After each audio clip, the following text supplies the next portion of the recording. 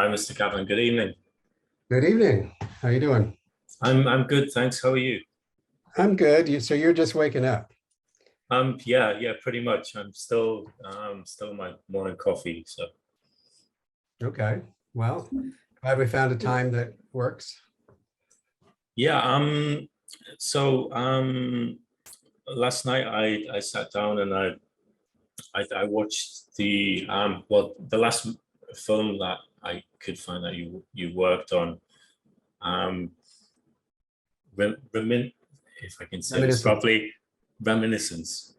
Um, So I wonder if you could tell me a little about your involvement with this. I noticed you were senior illustrator, um, and um, so could you tell me like Sure. But first, can you tell me sorry. again what you're doing? Did you say it's part of a master's program? Yeah. So um my name is Martin. I'm from the UK. And I'm studying a master's in storyboarding and previs. Oh, okay, So cool. um, yeah, so it's we focus on animation as well as film. I mentioned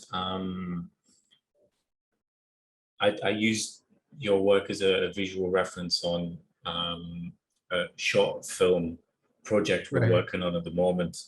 Um, And one of the reasons I gravitated towards your style, and we had a style guide put together with various different artists. Some version more towards the cartoony style, and I chose yours. So I thought I could um, I not match your style, but it was closer to to what So I naturally would sketch. right. It's kind of your um, goal of in a style and approach to the boards. Yeah, there are a lot of storyboard artists who are more cartoony, which has its benefits because it usually really sells the attitude and the emotion and the story beat, but I'm coming at it from kind of an illustration angle. So I just have a different sensibility. But that's cool. So are you personally intending to be a storyboard artist or in previs, or are you just gonna try to be a filmmaker or? Well, so it's a difficult question at the moment because um my background is in architecture, and I Mhm. moved into design, interior architecture, and now into storyboard. My intention was to my honest intention, I think, was to either be a production designer or something like that, or a director. Or Right. I've always been like a huge film buff. So um, looking at like the careers of Ridley Scott or someone, particularly because he's from my region in the UK as well. Mhm. Um, so yeah, I've yeah, Blade Runner is a massive influence, which links into the Yeah. recent film you worked on as well. So Okay, um, cool. So that helps me a little bit in terms of what kind of answers I can give you and what you might be interested in hearing. Um, so on Reminiscence, senior illustrator is kind of it's really a union classification. That sounds really cool, but it means a few different things. Um, Sometimes you'll see a credit for production illustrator, concept illustrator, storyboard artist. Production illustrator is kind of an old-fashioned title meant to be a kind of above senior illustrator. And there was a time when there were junior illustrators and not so many anymore. But basically, I was a storyboard artist on Reminiscence. And, that was directed by Lisa Joy, who is one of the co-creators of Westworld. And that's how that came about. And there was a lot of the same crew from Westworld working on that. So the same production designer and a lot of the same director of photography on a lot of episodes. So that was kind of that thing. But so my involvement on that in particular was I got to go travel on location to do scouting and spend time with the director going over sequences even before they had the script, because she wrote the script, but we would go over an initial version of a sequence along with Paul Cameron, the DP.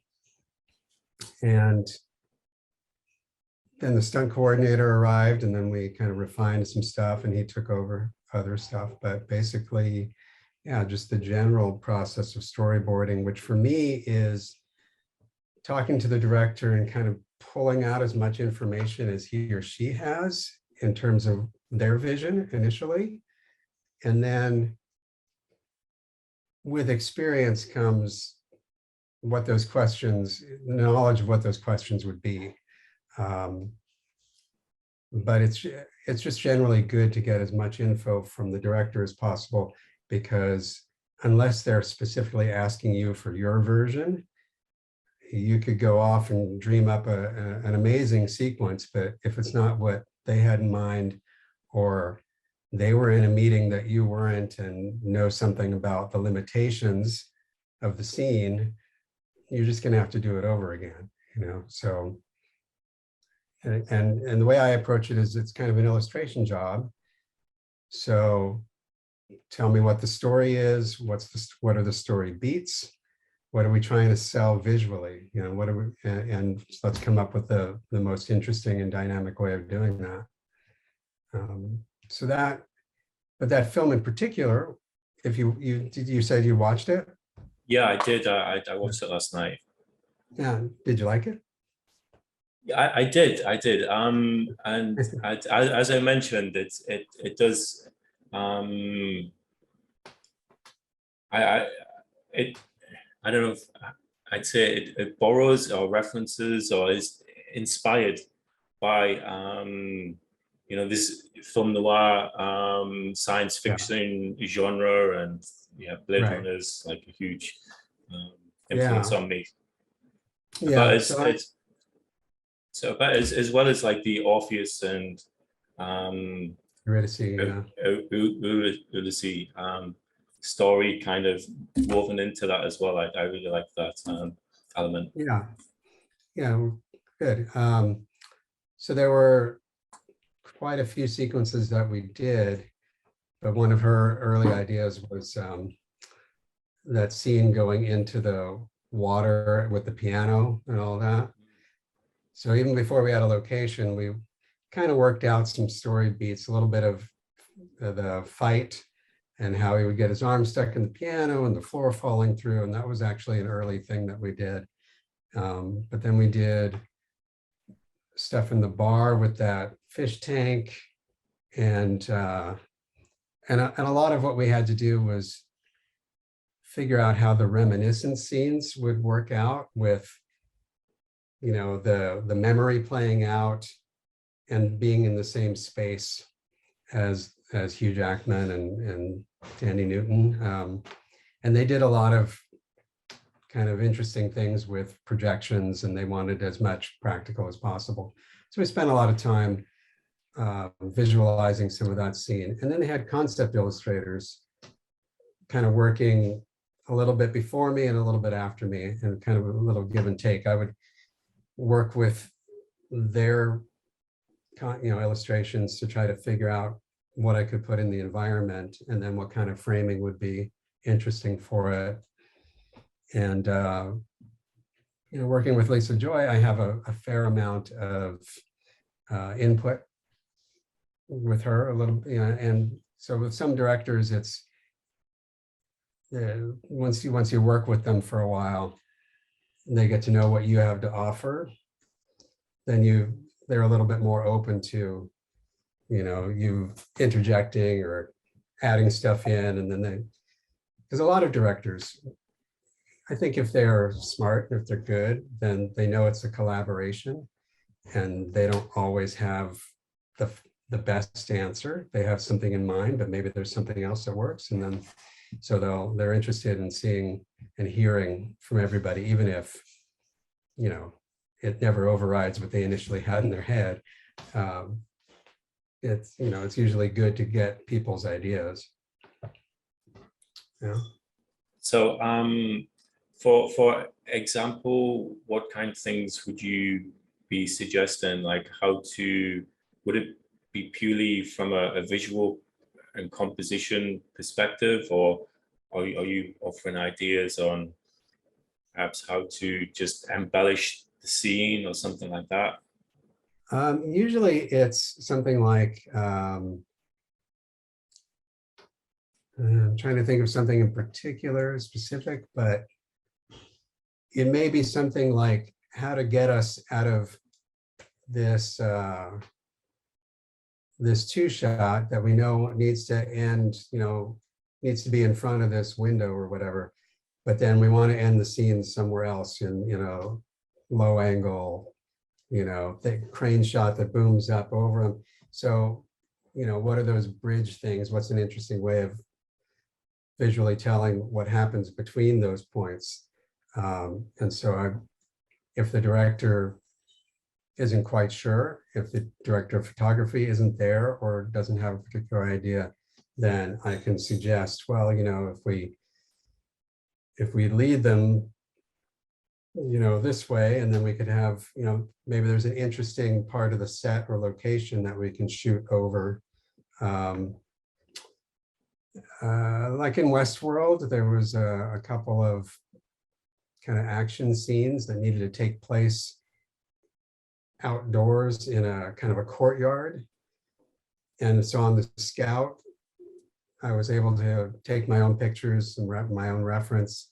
And when I sat down to do the boards, I looked at them and I thought, well, this would be kind of cool if we could have this log in the foreground, look over there, and maybe you build in a rack focus, just trying to find those opportunities for doing something visually interesting. Occasionally, there's story points that I can, like, depending on who I'm working with, if it's somebody I'm comfortable with, if I think something doesn't quite make sense in the story, or if it's not getting something across, then I'll kind of question it and point out, given the character's motivation, would they be doing that or something, Do you ever get resistance to that kind of input? Yeah, sometimes. Yeah. But you're still keen to put those ideas forward.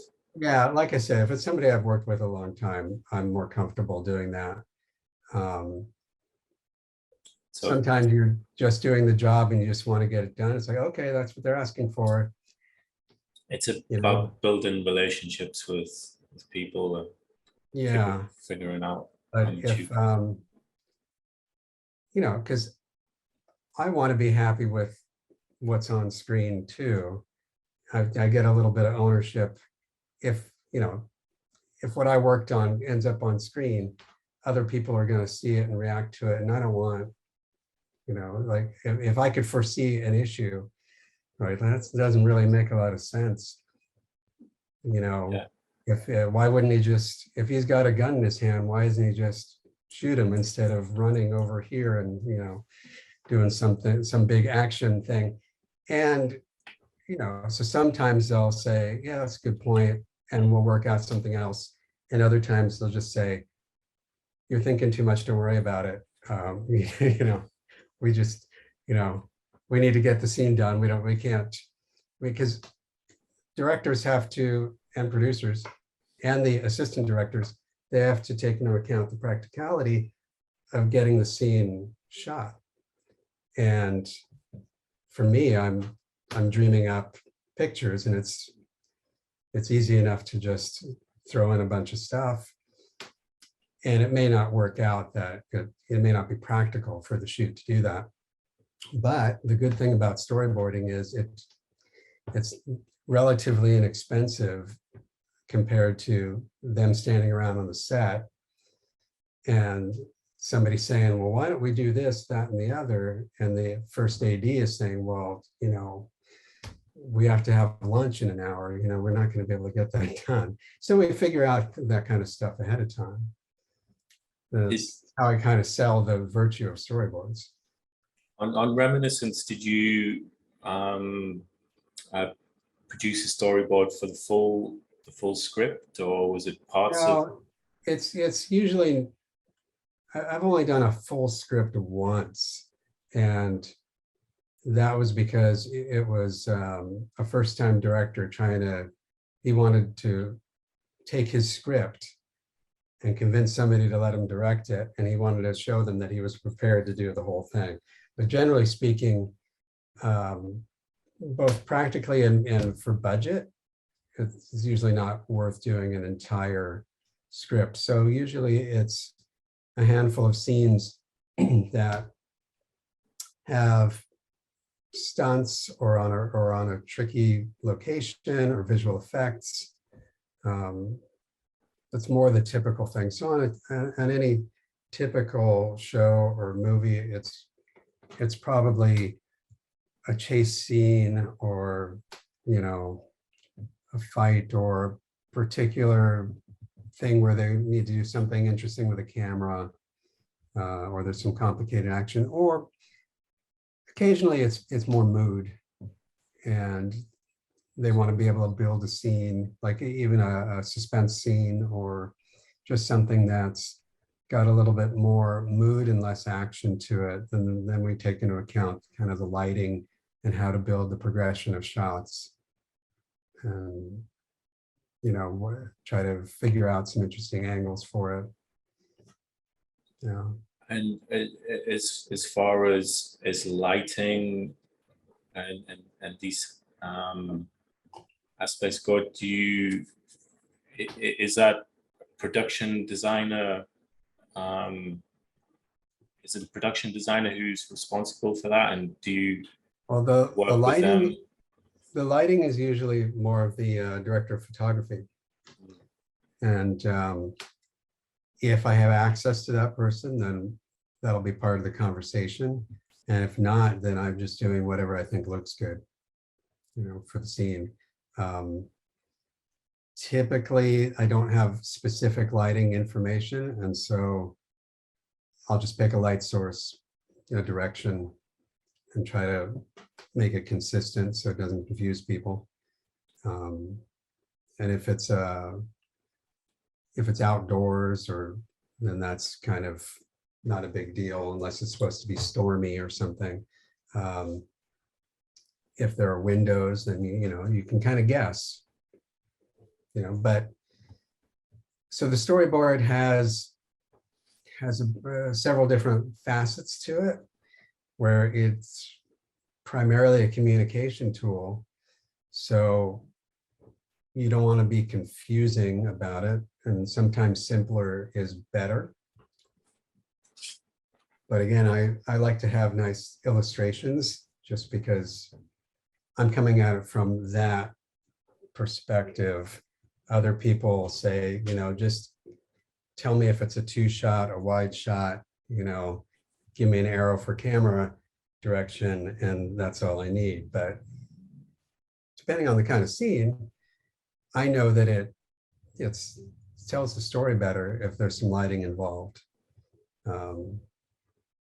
I was just wondering how long it takes you in your process to perhaps work out one frame or one panel. Yeah. Well, for the last several years, I've been trying to take more time because it's more fun, but usually you don't have a whole lot of time.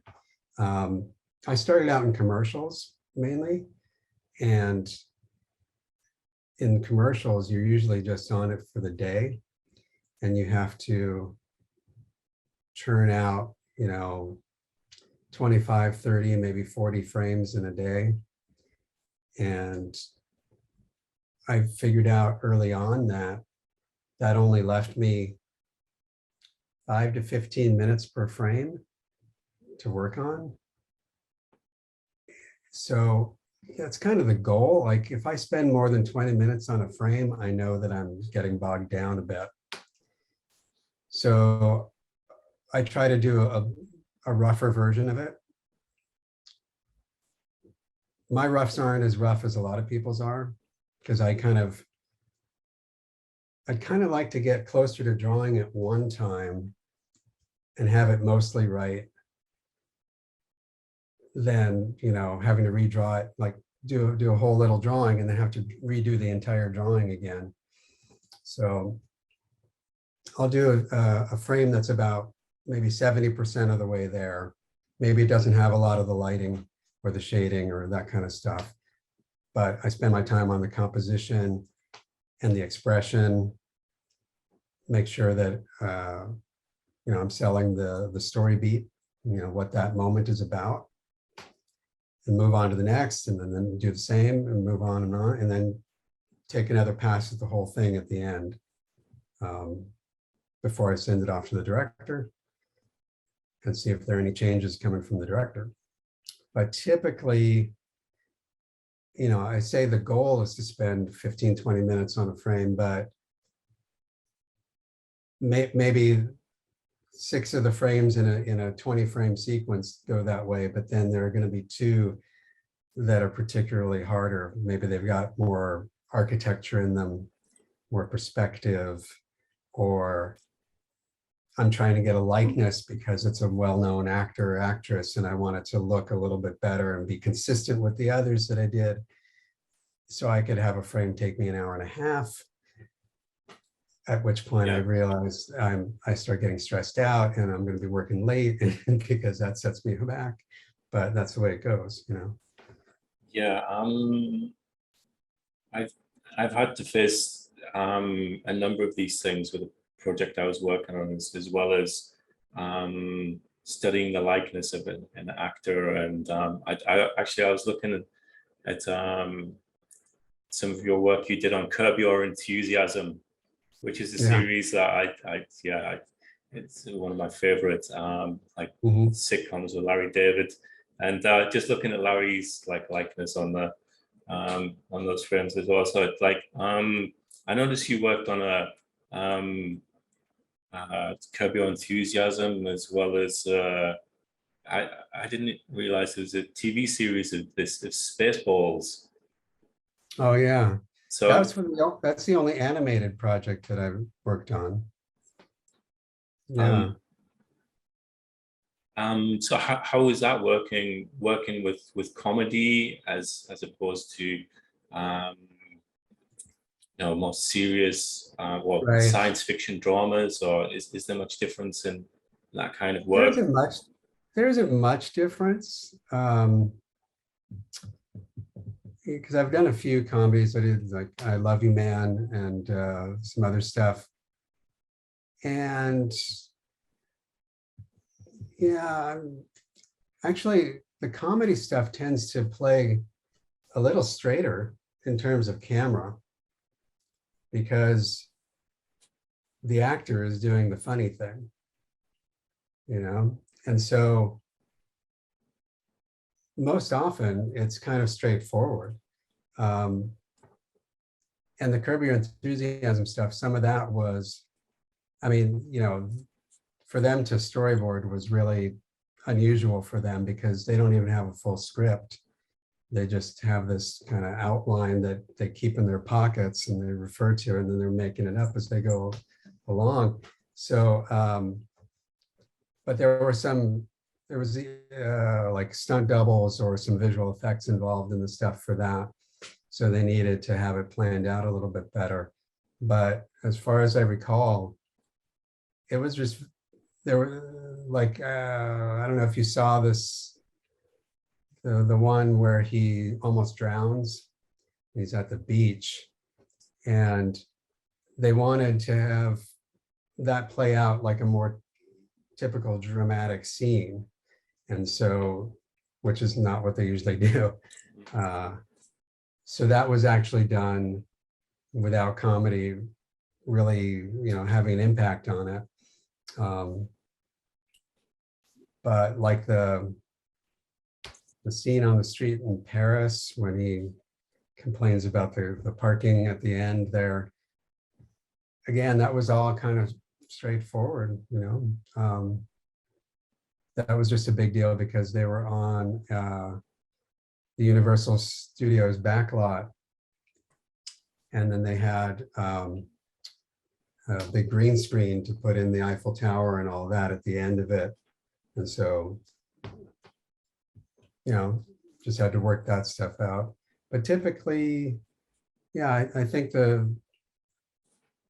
you might even, for comedy's sake, be in kind of a wide shot, and just kind of let it play out. So but it's interesting because there are those different times when you might want to use drama and comedy and vice versa. You might want something in your drama to be, play out a little funnier. So you mentioned choosing the shot, the type of shot. So whether it's a wide or a medium close up. And is this something that's already worked out in a technical script, or is that something you would decide? Yeah, that's usually worked out in our little, storyboarding session. Sometimes the director will have a plan for it. Directors will make their own little sketches or a shot list. A lot of directors will just put together a shot list because, I hate to use the word formula, but there is kind of a form, and kind of a typical progression that a scene might take depending on what kind of scene it is. So they might have a decent idea of what it is, but it's always good to get it, in place. And so that's part of the questions that I ask as we go along, because the director might say, okay, well, we've got this establishing shot, and then we'll, punch in for our 3-shot of our characters, and it'll be kind of a, maybe we're cameras tracking them along through whatever environment we're in. And then they'll say somebody, one of their characters stops, says something, and, picks up a rock and throws it through a window. When they start going through a series of actions like that, my first question is, how are we seeing that? So we've traveled with them till the one character stops. Are we getting a close-up? Are we over the 2 other people? Are we up in the window, looking down through the window at him as he picks up the rock and looks at the window? So those are suddenly all these possibilities. And I'm usually the first person that encounters that question, because the conversation the director has with the writer or the producer might be just as I said it, describing action, but that's different than knowing where the camera is going to be to tell our story. So we might be on the rock and a hand comes in, tight frame of that, there are different ways of starting that moment. So we kind of hash that out. Yeah, that's quite exciting to be able to be, decide where the eyes are in the scene. So I wanted to ask how you started out. I noticed you studied fine art and illustration, and then studied a course in storyboarding for film, I think it was, and your progression from there. Yeah. So yeah, when I was in college, I knew I wanted to do illustration of some kind, but I thought I would be doing maybe, you know, book covers like Frank Frazetta, or Yeah. movie posters like Drew Struzan, or, you know, those kind of things, or maybe even, you know, just book illustration.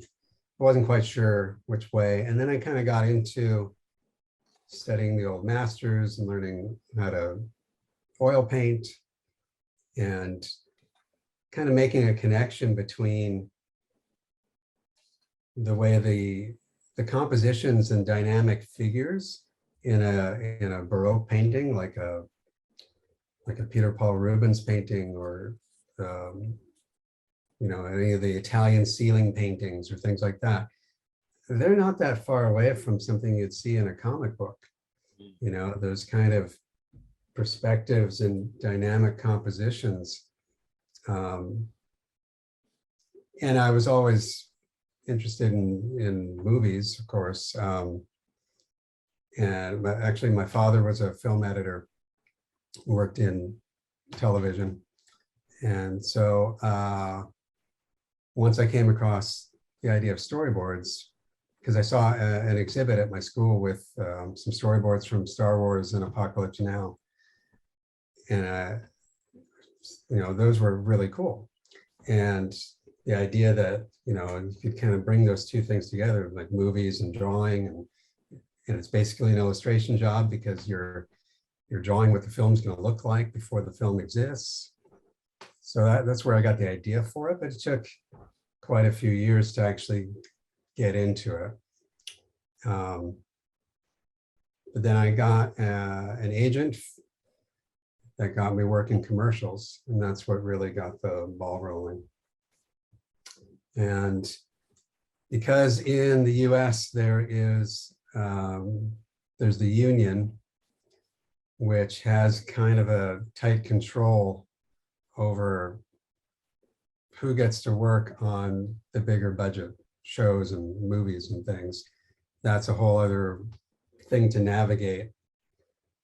They're kind of gatekeepers. So it took me a few years to get into the union. But even before that, you know, there are ways of getting onto things. You know, you find your way.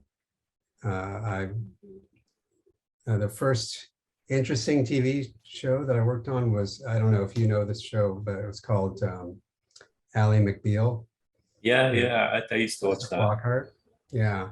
So I got into doing those kind of fantasy scenes that would have kind of, you know, usually they had some kind of visual effect. And they would just be real quick little scenes. And they might only be 6 frames or 10 or 15 frames to play it out. And then I got onto the pilot for 6 Feet Under at HBO. And that kind of got me in with the right people. You know, Alan Ball directed that. And so I started working on that kind of consistently, and then I got onto more HBO stuff, and that's when it's the kind of who you know is how you get the work. And eventually you get enough credits, and, you know, people know you from this or that. And now I've got a pretty extensive network of people that I worked with over the past 25 years. So, you know, I don't have to go banging on a lot of doors for work most of the time now, except for early in the pandemic. Yeah, so it basically kind of got my toe in, my feet wet in commercials, and then going to work towards the more interesting work. I mean, you know, commercials are great. There's a lot of work in it, and there's a lot to be said for getting in and out quickly and being done with something, moving on to the next project. And the amount of money in a budget for a good sized commercial is massive per second. You know, you got 30 seconds and they throw a lot of money out at it quite often. So you might actually do something more interesting on a 30-second commercial than your average movie. but I do like the narrative of a TV or a movie. You know, I enjoy it more. Yeah, I guess a commercial still has to fit the structure of beginning, middle, and end into that very short time frame. Exactly. Yeah, and you know, everybody wants to make a little movie. So, I mean, in commercials, you've got the advertising agency that dreams up the idea. And of course, they all watch movies and TV shows. So they're very informed by what that's like in that process. And then they hire the director, and the director wants to make his little movie or her little movie. And so they have to come to terms on what their 30-second movie is. And that's where the storyboards come in pretty significantly in hashing that out, you know, because then they know what each one is thinking of when they're talking about it. And there were a few directors I used to work with that would have me come in while the ad agency was there and just kind of work it all out, which is kind of boring for me, but still, it's interesting. You know, it's definitely its own little world. But as you say, it still has a little story to tell usually. Sometimes it's just a montage, but still, you have to know what it is, what those elements are going to be in order to achieve it. So, yeah. And so how has your process changed over the years from working on those TV shows and commercials at the start and onto bigger productions or big TV shows, which are becoming more almost more popular than movies Right. in recent times. So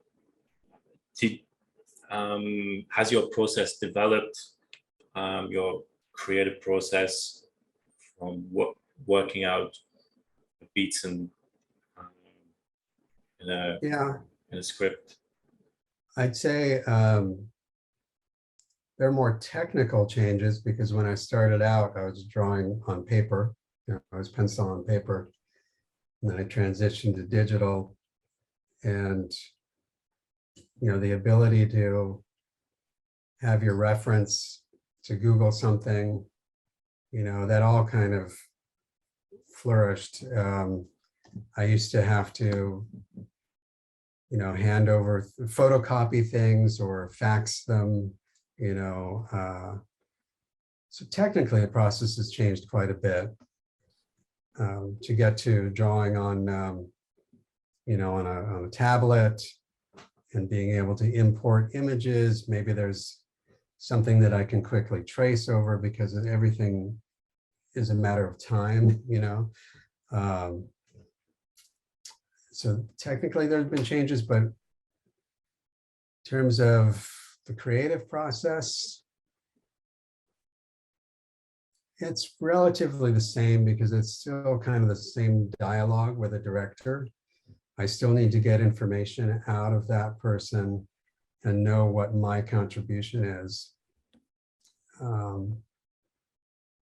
Though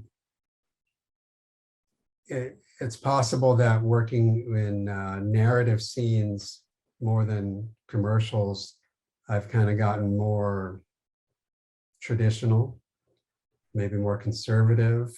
Commercials sometimes want to be a little more over the top or more wild or dramatic in their type of camera that they're using. So I might not be thinking the same way as I used to, but you know, you just have to be able to adapt to the type of story you're telling.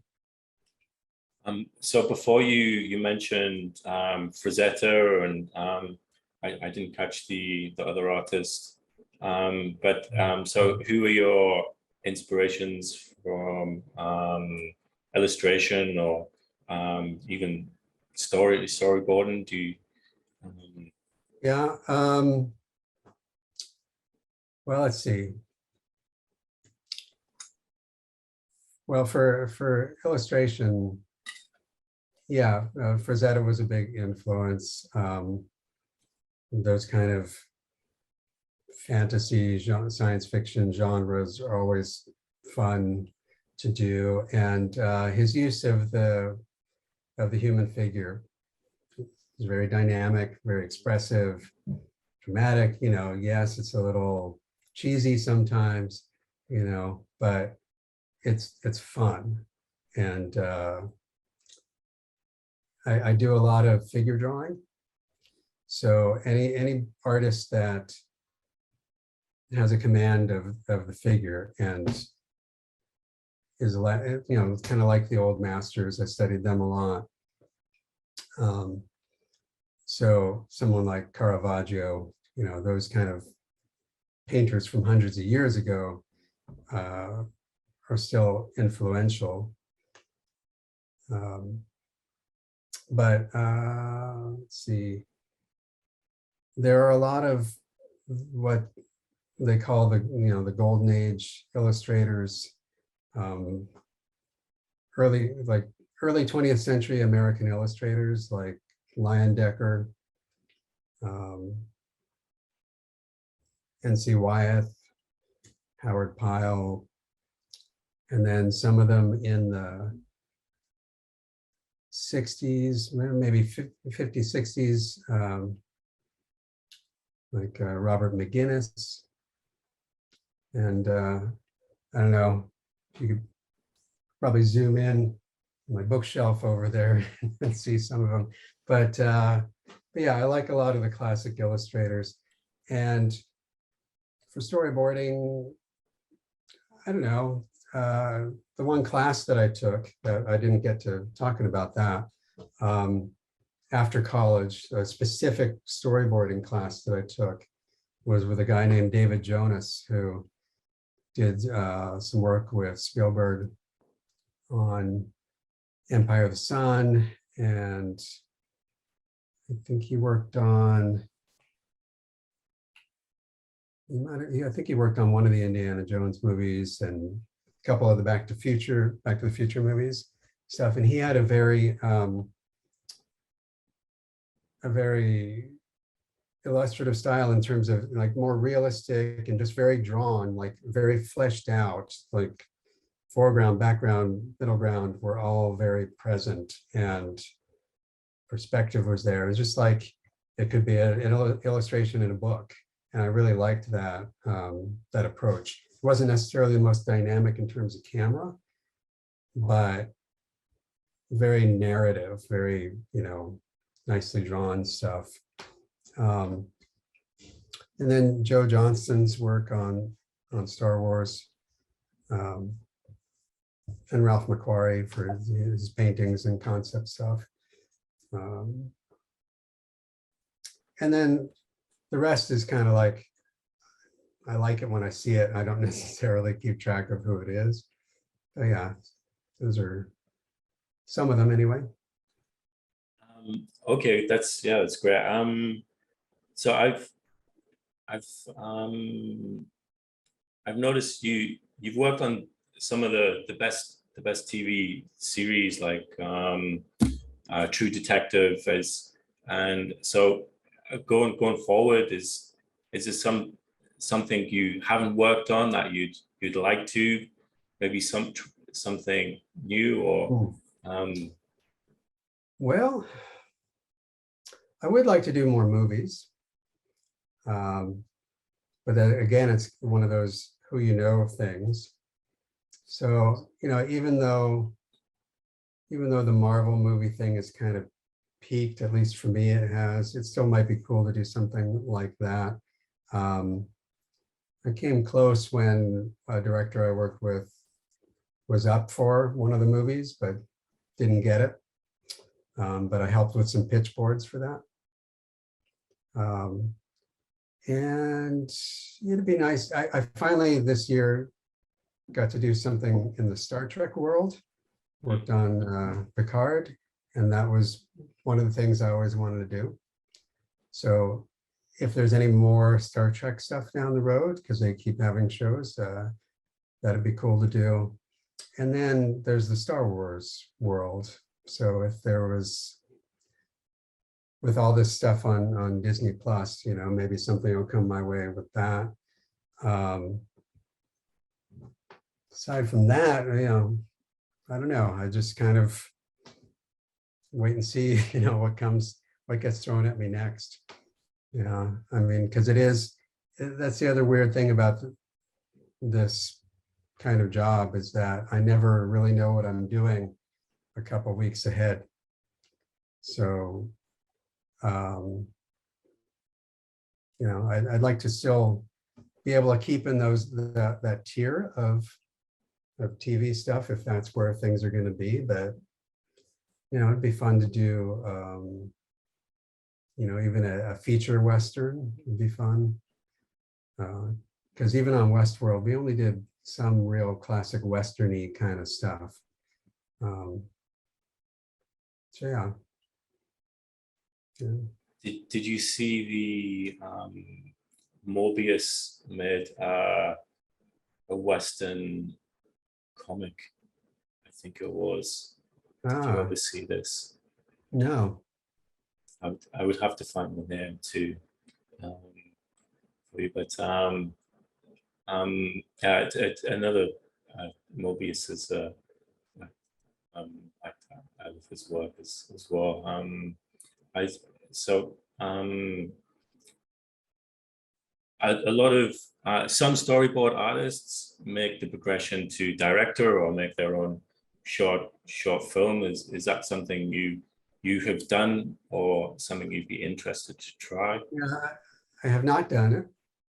I do have a graphic novel that I've written, and I'm trying to get myself to get moving on, with the idea that it could then be something that I might be able to convince somebody to let me to direct. I would like to direct. You know, one director years ago told me, if you want to direct, start directing, which is probably more doable now than ever. But I haven't found something that I can generate on my own and accomplish easily enough. So my graphic novel is kind of a sword and sorcery fantasy thing that, you know, it's more like Game of Thrones or something, which is going to take some money, you know. Yeah, I've got some other ideas too, but it's a matter of time. And you know, if I can figure out how to get a toe into that, because yeah, there are a lot of storyboard artists who have moved on into that. And as I get older, I wonder how long I can stay hunched over drawing all day. Yeah, yeah. So we'll see. It's good to at least have, you know, that as something I can pursue.